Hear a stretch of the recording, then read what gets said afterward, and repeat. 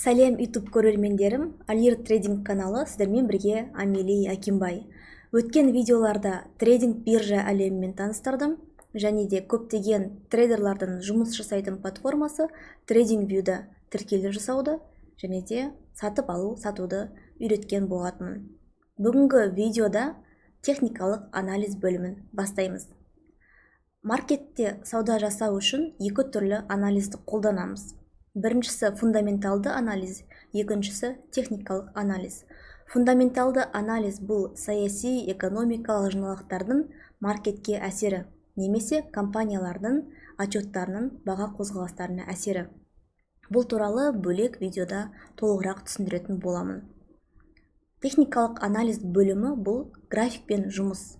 Яғни біз графикке қарап отырып, баға қай жерге дейін өсе алады, қай жерге дейін құлай алады, біз оны алдын ала болжап біле аламыз. Бүгін сіздермен свеча тақырыбын таныстырайын. Ең алғашқы инструменті бұл свеча. Свечаларды біз бүгін оқып үйренеміз. Жалпы маркетте біз көріп тұрмыз. Жасыл свечалар бұл бізге өсуді берсе, қызыл свечалар бізге бұл құлауды береді. Бір свечаларды біз қалай оқимыз енді? Бізде маркетте екі күш бар. Біріншісі сатушылар, екіншісі сатып алушылар. Екеуінің арасындағы шайқас. Сатып алушыларды біз покупательдерді bullish дейміз, яғни быктар. Ал аюлар bearish, яғни сатушылар. Сатушылар көп болған кезде мынандай қызыл свеча шығады, а сатып алушылар болған кезде жасыл свеча болады. Біз бұны қалай оқимыз? Бұл свечаның ортасындағы жасыл болып тұрған жері бұл денесі деп аталады. Қызыл болып тұрған жері, жасыл болып тұрған жері бұл денесі. Ал басындағы ұзын сызығы бұл тень немесе фитиль деп аталады. Бұл нені білдіреді? Мысалға, мынау бір 5 минуттық свеча болсын. Сағат 7:00-де ашылды, 7:00-05-те жабылды. Яғни 5 минут аралығында бізде продажа болды. Скажем, ашылған кезде мынау открытие деп тұрған жерінде $200 бастап сатылды басталды. $200 басталды. $200 50 цент, 250 60 цент болды да төмен қарай баға қайттан құлай бастады.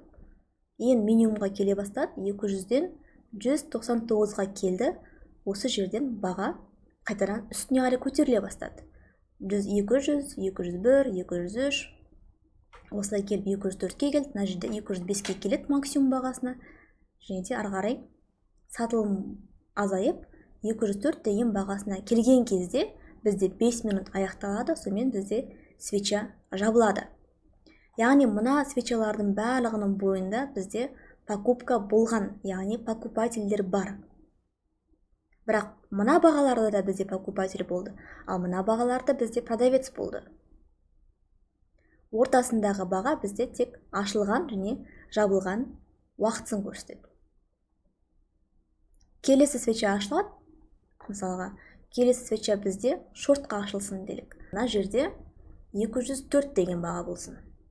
204 деген бағадан аздап үстіге қарай өсуге тырысады. 205-ке қарай, бірақ 205-ке келген кезде қайтадан мына жақтан сатушылар бағаны басады и төмен қарай түсе бастайды. 202, 203, 202, 201 деп. 200-ге келдірелік, 200-ге келіп, баға қайтадан үстіне қарай көтеріле бастайды. Себебі мына жерде сатып алушылар кіре бастайды. Содан 200-ге келіп тұрған кезінде 5 минут өсіп кетеді, 5 минуттан свеча жабылып қалды.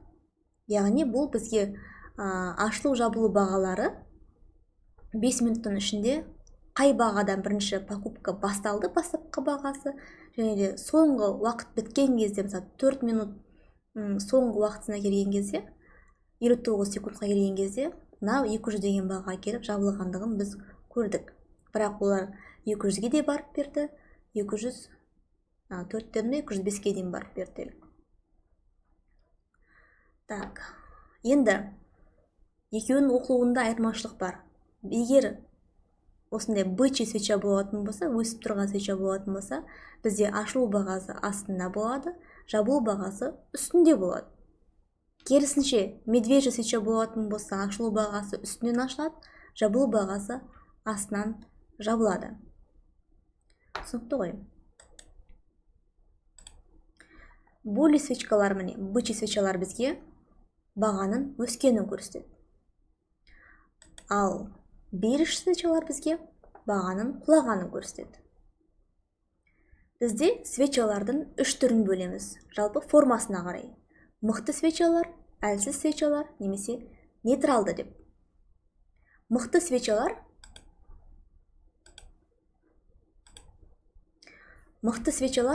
мынандай денесі үлкен болып келеді. Денесі үлкен әрі ұзын болады. Бұндай свечкалар қатты баға құлағанда немесе өскенде пайда болады. Қарап тұрсаңыздар, мына свечаларға қарағанда мыналардың көлемі өте үлкен. Мына жерде өте үлкен продажа болып жатыр деген сөзді білдіреді. Ал әлсіз свечкалар мынандай кішкентай болады. Және де фитильдері болады, болмауы да мүмкін. Бұндай свечалар обычно баға уже соңына қарай келе жатқанда, тренд әлсірегенде пайда болады. Нейтралды свечалар екі жағында да фитилі болады, денесі ортасында болады да, бұл бағаның не өсетіні, не құлайтыны белгісіз. 50-50 деген сөз. Яғни астан да фитиль шығып тұр, астан покупательдер, үстінен продавецтер тұр мына жерде. Баға қай жаққа қарай кететінін білмей тұр. Шортқа ма, лонгқа ма, қай жаққа баратынын білмей тұрған кезде бұл осындай нейтралды свечалар шығады. Сіздерге графикте көрсетейін. Мынау бүгінгі Coin компаниясының графигі. Қай жерге келді қазір? Осы жерден сіздерге көрсетейін.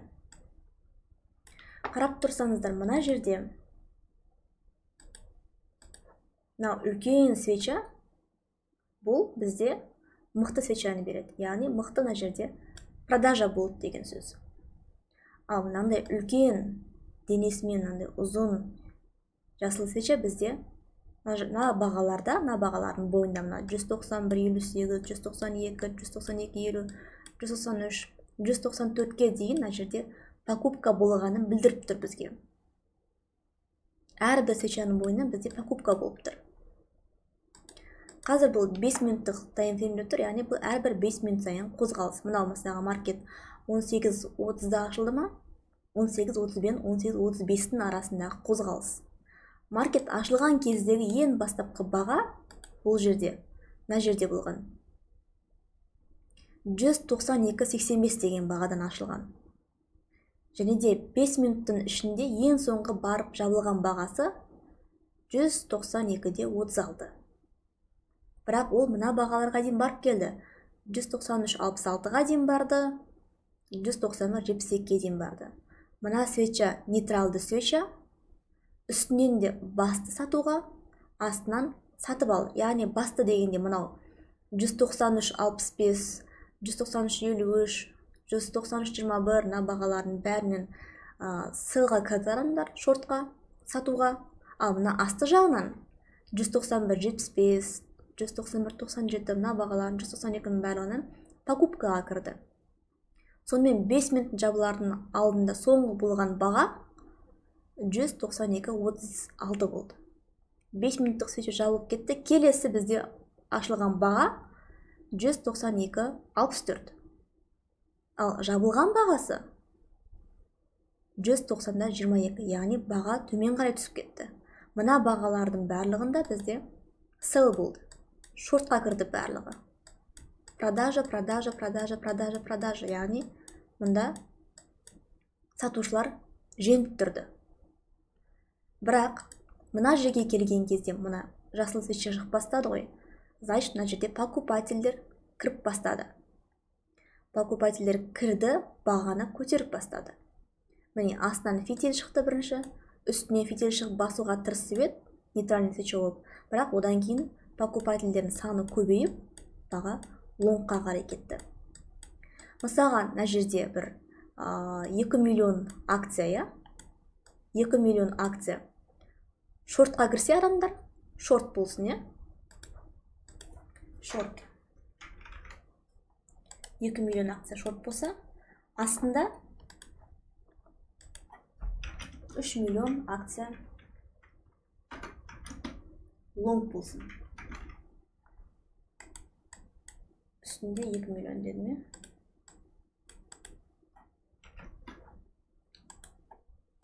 яғни 2 миллион акция шорт болып тұрса, 3 миллион акция лонгқа кірді. Қайсының саны көп? Яғни 3 миллионның саны көп. Сондықтан да бұлар женіп үстіге қарай баға лонгқа қарай кетті. Одан кейін қарап тұрсам, мына свечаларда міне үлкен қатты покупка болды. Бұл бізде мықты свечалар. Нейтралды свеча, қай жаққа барарын білмей тұр баға. Мына свеча үстінен қарай басып тұр. Қазір бұндай свечаларды сізге түрін айтып түсіндіретін болам. Бақа түрлеріне қарап. Мынандай фитилі ұзын болатын болса, бұл всегда бір қарсылас бар деген сөз. Жалпы фитиль деген сөз қарсы жақтан қарсылас бар дегенді білдіреді. Мынадай покупка болса, мынадай продажа болып тұр. Қатты басып тұр үстінен қарай. Осының әсерінен баға құлайды мына жерде. Қайтадан покупательдер алады мына жақтан бағаны көтеріп. Мына жерде нейтральный свеча шығады. Мына бағада тұрады, кейіннен бірақ үстіне қарай мына жерге дейін барып баға құлайды. Мына жерде мән беретін болсаңыздар, бастапқы кезде үлкен свечалар болды, мынандай. Бірақ соңында барған кезде мына свечалардың көлемі кішкентай, яғни әлсіз свечкалар пайда бола бастады. Бұл бізге нені береді? Бұндай свечалардың шығуы трендтің әлсірегенін білдіреді. Яғни бағаның қазір покупательдердің азайғанын білдіреді. Не себепті мына жақта покупательдер азайып кетті? Түсіндірейін. Себебі ең астаны сатып алды, мына жақтан 189, 190 деген бағаларын сатып алды. Баға өсті, и мына жерде қазір 194.53 деген бағада тұр. Бұл жерден покупка жасауға қорқынышты. Себебі мен егер лонг алатын болсам, 194.53-тен алатын болсам, маған бұны қымбатқа сату керек. Яғни 196, 200 деген бағаға сатуым керек. Бірақ көріп тұрмын, бағаның құлайын деп тұрған. Мына жақта бізге қарсылас топ бар. Мен бұл жерде қазір бағаны өсет деп алатын болсам, төмен қарай құлататын болса, мен минуспен кетемін. Қымбат бағаға алу маған уже невыгодно. Сол үшін мен бұл жерден лонгқа қарамаймын. Лонг қалатын адамдардың саны азайды мына жерде. Әлсіз свечкалар шығып, оны көрген үстіндегі шартистар, мына жерде отырған шартистар, мына бағаланғандар, бағаны төмен қарай құлата бастады. Бағаның төмен қарай құлап жатқанын көрген мына жерден лонг қашқандар, қазір көріп тұр ғой, мынау 192-ден сіз алдыңыз, мысалға көріп тұрсыз баға құлап жатыр, 194 болды. Сізде $2 пайдада отырсыз, сіз уже жерден жауып шығып кетесіз $2 пайдамен. Себебі қайтты құлап кететін болса, сіз ешқандай пайдасыз, әрі одан қарай минустарақ болуыңыз мүмкін. Сол үшін жерде қорқып, сіз уже жаба бастайсыз.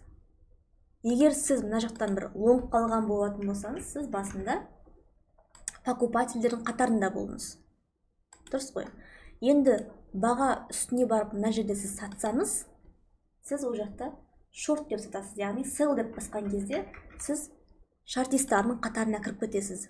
Онсыз да мына жақтан үстінен бағаны төмен қарай түсіріп жатыр, үстінен. Және де сізде шортқа кіріп отырсыз, себебі сіз покупкаңызды жауып жатырсыз. Сонымен шортқа кіргендердің саны өте көп болады да, баға төмен қарай қатты құлай бастайды. Нейтральный свечкалар тағы да көрсетейін. Нейтральный свечкалар мынау біріншісі, мынау да нейтральный қаштады, мынау нейтральный тоже, доджи. Мына екеуі тоже нейтральный свеча қаштады. Баға не өсіп тұрған жоқ, не құлап тұрған жоқ. Мына бір бағадан ашылады, мына бір бағадан жабылады. Мына жерден ашылады, қайттан жабылады. Қатты баға аралықтары жоқ. Яғни біз мына жақына қаратын болсақ, 195 и 194.67 арасында тұрып қалды баға. Қай жақ жеңетін белгісіз болып тұр. Продавецтер ма, покупательдер ма? Мына жерде продавецтердің көп екені белгілі болып қалғаннан кейін уже жеңіліс тауып баға құлай бастады. Мысалға 8 миллион акция продажаға қойса мына жақтан астынан, покупкаға мына жерден 1 миллион акция покупкаға қойылса, покупкаға қойылса.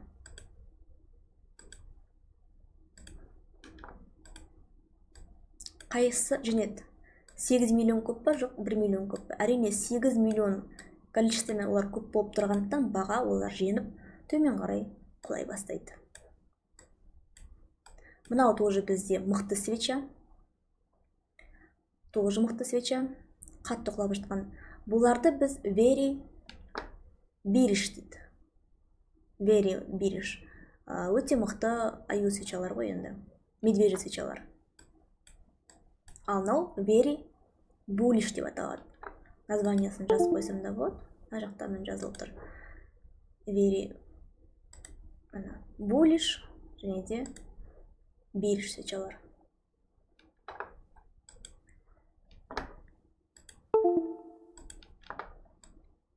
Так, әлсіз, мықты, нейтралды свечаларды айттым.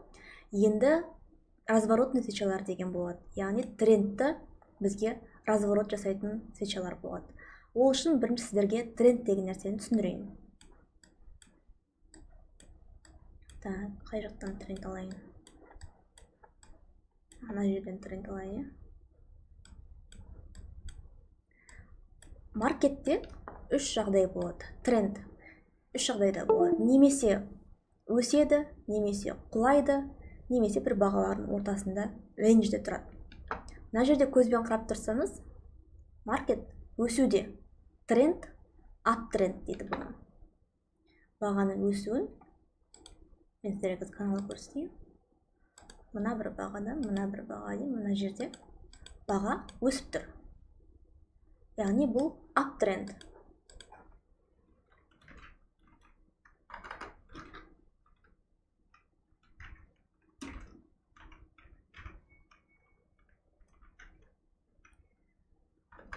Так, аптренд. Жоғарғы тренд дейміз. Аптренд, өсіп бара жатқан тренд. Ал төменге қарай кетіп бара жатса, біз бұны так, регрессион тренд қайда? Бағаны құлап жатқаннан мына жерге дейін алып келейік. Міне. Мына жердегі тренд бізде трендтің бойымен, андай каналдың бойымен төмен қарай құлап тұр. Бұл бізде даун тренд дейді. Құлап жатқан тренд.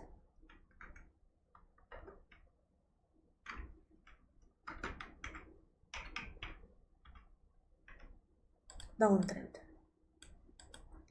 Маркет өскен жағдайда, құлаған жағдайда және де белгілі бір рейнждің ішінде жүрген уақыты болады. Ол уақытты қазір көрсетейін бір жерден. Мына бір жерді аласайын. Яғни бағада қатты бір движение болмайды.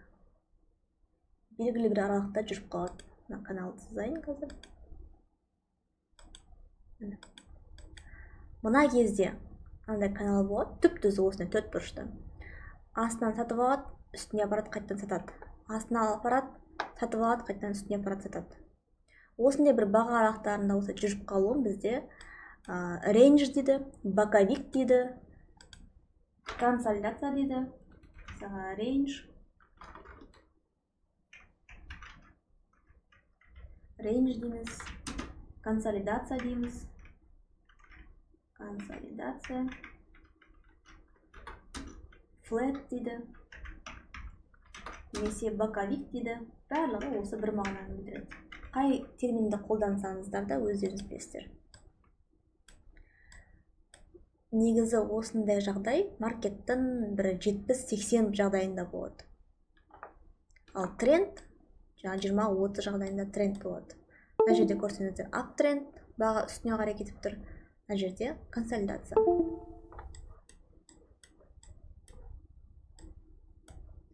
Так, трендті алып тастайын. Түсінікті болса. Сіздерге енді разворотный свечаны көрсетейін. Разворотный свеча дегенде ол бізге трендтің ауысуына себеп болатын көрсететін свеча. Мына жерге қарайтын болсақ, мынаның фитилі ұзын болып тұр. Бірінші сіздерге неден көрсетейін. Разворотный свечалар түрлері былай болады. Біріншісі хаммер деп аталады, ол астына баға қатты құлап келіп, астынан поддержка алып, үстіне қарай өсуге өзінің ниетін көрсетіп тұрған кездегі свеча. Ал шутинг стар деген керісінше осындай трендтің үстінен шығады, яғни баға өсіп келе жатады, енді құлауға бізге сигнал беретін кезде осындай үлкен свеча шығады. Денесі кішкентай болады, фитилі ұзын болады. Бұл разворотный свечалардың маңын көрсетейін. Хаммер свечкасы ең төменгі бағада шығады міне. Разворот болып, енді бағаны жоғары өсетініне сигнал береді. Баға үстінен құлап келе жатты міне. Мына баға келген кезде ары қарай бағаны төмен қарай жібермей, осы жерден покупательдер кіріп, арзан бағадан алып, бағаны үстіне қарай көтерді. Мына свечаның астында ұзын фитиль, мына жерде покупательдер бар екені көрсетеді. Шутинг старда керісінше ең пик бағада шығады мындай свеча, және бағаның төмен құлауына сигнал береді. Кез келген бағадағы осындай свечалардың мән бермейміз, тек қана пикінде ғана шыққан бағалар болады, свечалар болады. Мына жерде қарайық. Баға өсіп келе жатты, аптренд бізде. Мына үстіне келген кезде бізде мында екі свеча шығып бастады. Мына бізде шутинг стардың қызметін көрсетіп тұр. Міне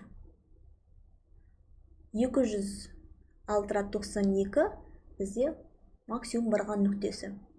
206.50 мына жерде. Екіні фитиль бізде продавецтердің бар екендігін көрсетеді.